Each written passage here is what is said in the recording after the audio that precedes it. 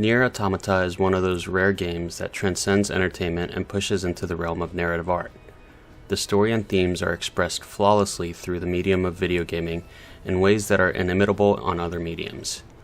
This is not to say it is a perfect game, since some aspects hold it back in terms of entertainment and execution. Despite its issues, Nier Automata should be considered a thesis in game making and storytelling worthy of study for years to come. While being a direct sequel to Nier, there is no need to play the first game to understand what's going on. There are some references, recurring locations, and returning characters that are recognizable but don't play a major role. The game is set roughly 10,000 years in the future on Earth, where aliens have invaded and led humanity to retreat to the moon. The player initially controls 2B, a combat android made by humans, with the mission of taking Earth back from the aliens' weaponized machine lifeforms. What starts as a straightforward hack and slash soon becomes an exploration of existential themes such as the purpose of life and the meaning of good versus evil.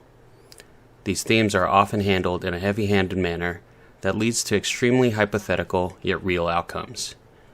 Ultimately, the player is placed in a struggle for a better future despite living in a hopeless world that reflects some of the darker parts of human nature. The area the game takes place in is fairly limited, with 5 major areas surrounding an abandoned central city. The story progresses through the main quest line with the addition of side quests.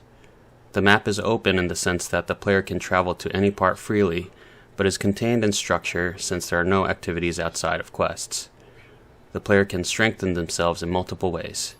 They can find and buy weapons, then upgrade them with materials, upgrade the supporting AI computers called pods, and improve specific attributes through chips. Combat is fluid and dynamic with cool motions, but lacks substance and balance.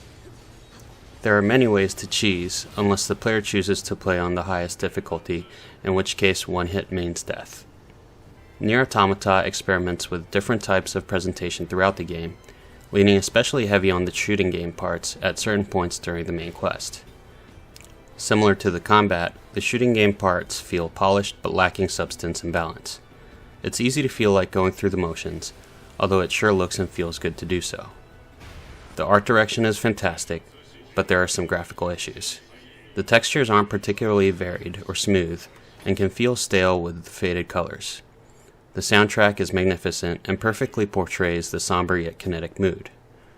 Despite some flaws in specific areas of game design, Nier Automata comes together wonderfully thanks to its mature story and presentation.